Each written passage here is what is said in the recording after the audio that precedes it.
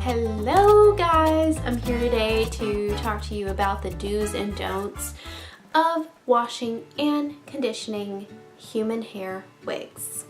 So I'll go ahead and get right to it. I will say this though before I start. I usually wear synthetic wigs, but nothing quite beats that realistic look of real human hair. For the record, I'm wearing a synthetic wig to do the human hair video. Sorry guys. This is Miranda by Jon Renau, and the shade is 1426S10. It's a single monofilament, open wefted cap synthetic wig.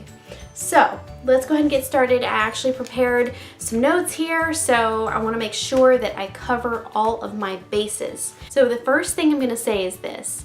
When you buy a human hair wig, you need to check wash it. A lot of people don't do this. Obviously, a human hair wig is a huge investment. This is Jon Renau Blake. This is like a $2,000 wig, so very expensive piece. You need to check wash it, typically within about 2 weeks of buying the piece. Check with the manufacturer, but what check washing is basically you wash the wig, and that way you can tell whether or not there was a manufacturing process with like as far as like the hair. You'll know because once you wash it, it'll get super like frizzy and tangly and just totally ridiculous, and the wig won't even resemble itself. So I can tell you I have been told by Jon Renau employees that they do a really good job of quality control, but even then, even a company like Jon Renau, they still recommend that you check wash your wigs. Alright, so when you have your human hair wig and you're ready to wash her, the first thing you're going to want to do is actually comb or brush through the hair to remove all of your tangles before you even get started. So you're going to want to do that just to make sure that everything is detangled. You have all of the hairs going in the same direction. You don't want to create tangles by washing. So that's step number one. Step number two is you have to ask yourself, where am I going to wash this wig?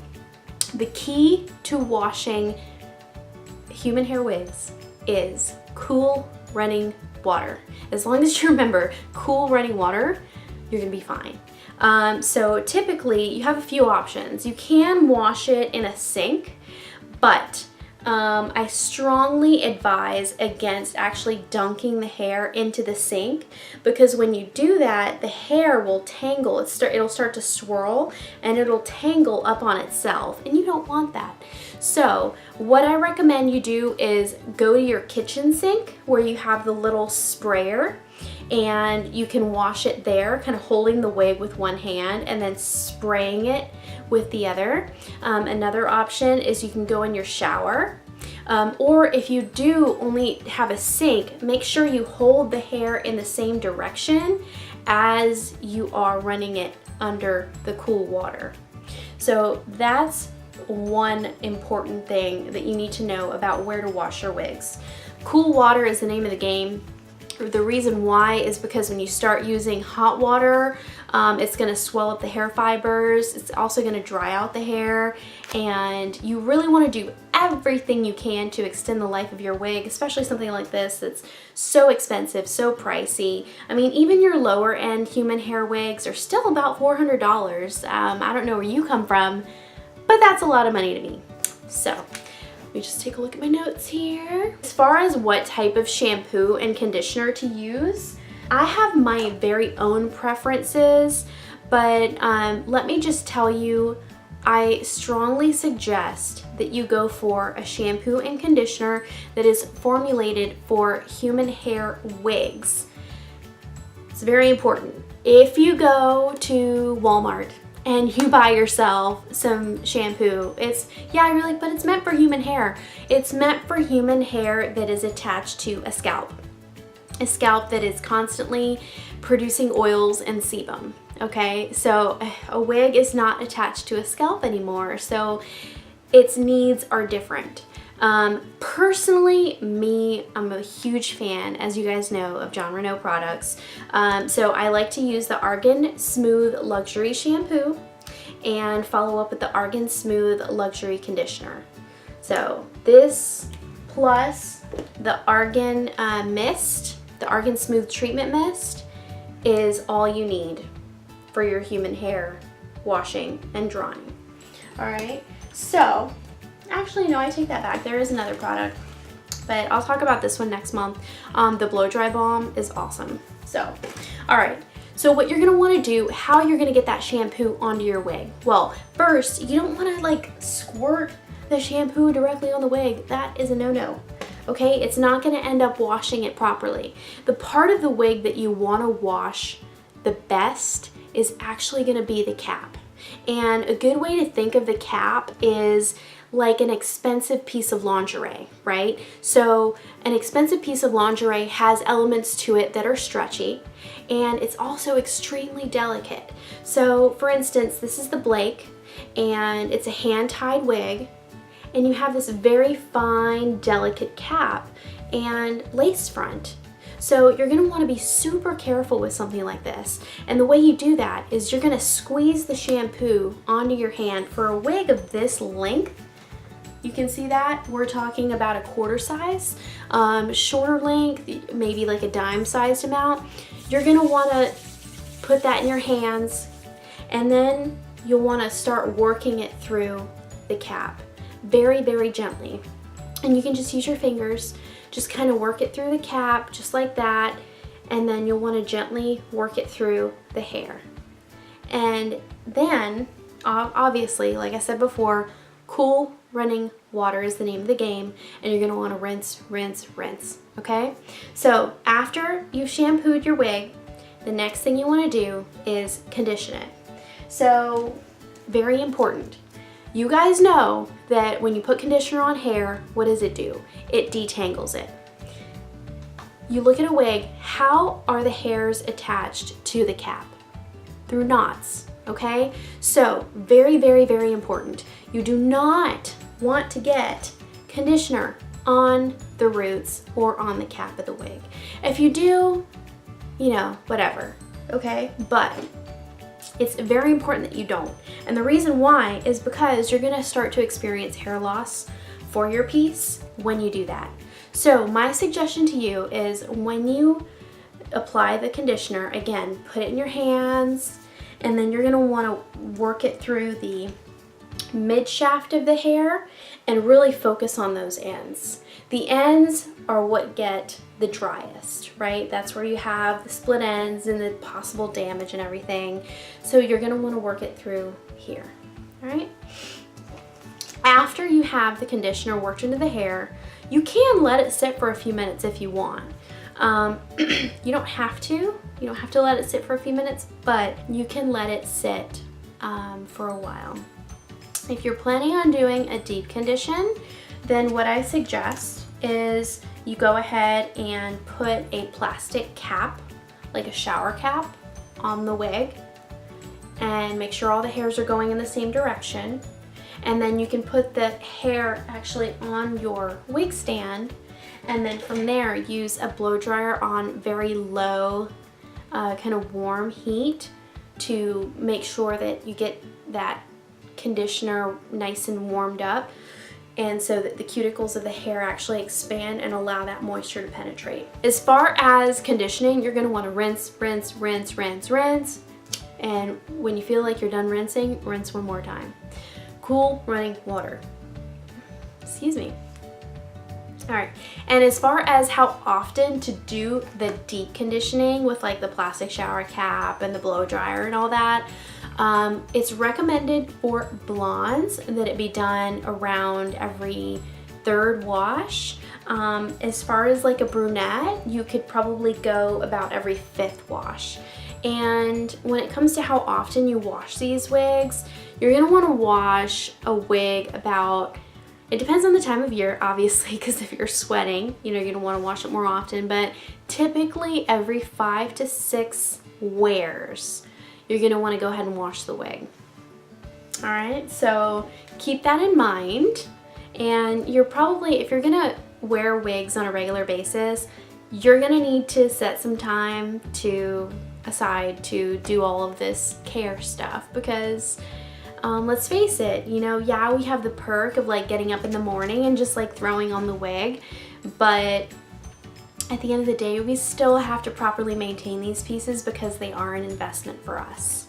When you wash your wig and you've conditioned her and you've rinsed her out very thoroughly, one thing you're not gonna wanna do is start pinning a wet wig to a blockhead. That is a big no-no.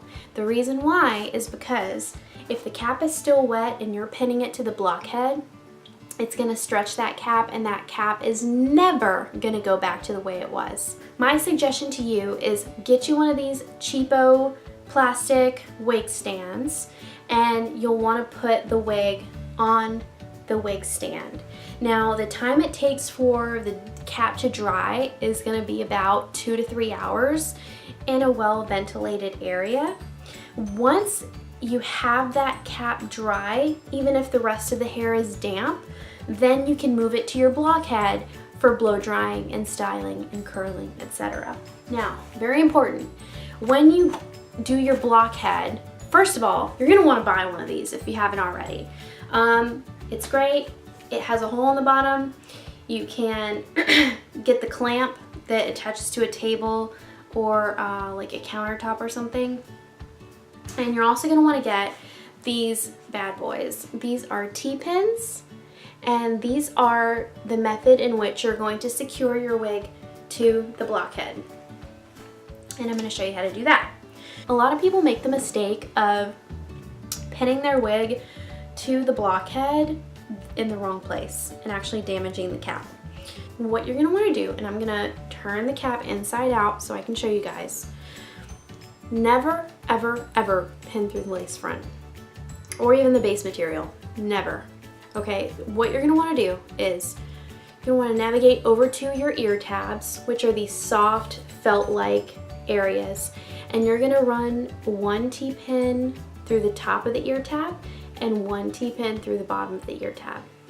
And then you're gonna wanna move down over to the nape, and you're gonna wanna do one on either side. Very important here, you have these little stretchy Velcro pull tabs. Do not pin through these, okay? You don't wanna damage those.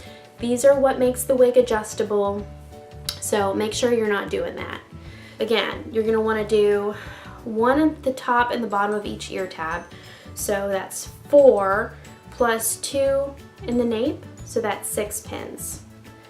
Do not drive a pin through here. Do not drive a pin through here. Do not drive a pin through here, guys. It's gonna ruin your wig, okay? So once you have it pinned up, then you can start styling. And I'm actually gonna do another video next month just talking about how to actually style a human hair wig so that it looks good and it looks natural. So you'll also want to pick up some of this blow dry balm, and I'll talk about this next month, but I will wrap up this video, guys. Thank you so much for watching. I appreciate all the likes, comments, and new subscribers. If you feel like this video is helpful for you, then please comment down below and let me know what you think. So again, just to recap, cool running water, rinse, rinse, rinse, pin it in the right place, be very gentle on your piece, okay? And that's all I've got for you guys. Thank you so much for watching. I'll see you later. Okay, I'm back. I almost totally forgot. I wanted to do a quick little review and I guess like modeling of the Jon Renau Gwyneth. This is from, I think this is their new fall line, but I'm not totally sure. So Gwyneth is a lace front, human hair, hand-tied, monofilament wig. She is an A-line bob, so she's gonna be longer in the front than she is in the back. Let me see if I can turn around for you guys so you can see. She's got some good length to her. Super cute for like curling, I could see, or even you can even wear her like pinned straight.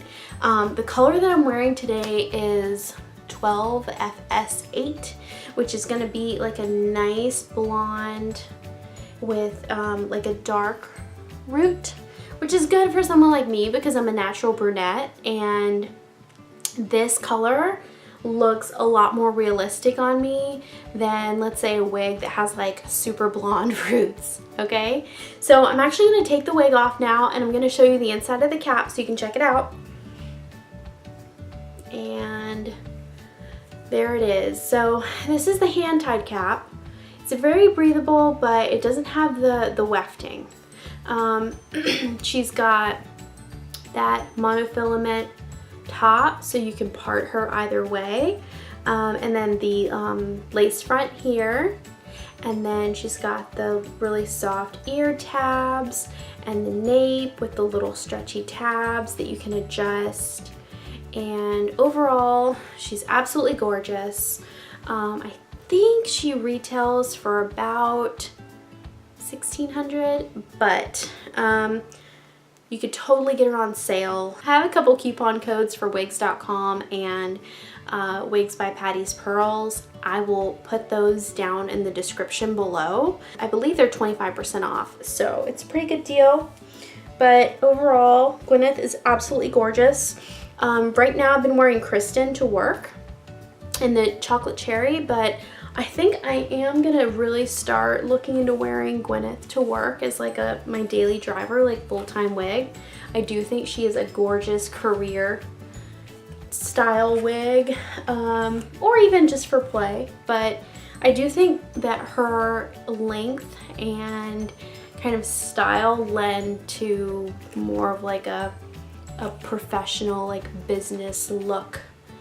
So yeah, I hope you guys like that quick mini review, and I will talk to you guys next month. I'm gonna do a video for you on, excuse me, I'm over here burping. I'm gonna do a video for you guys next month on how to style human hair wigs. Yes. All right guys, I'll see you later. For real this time. Bye.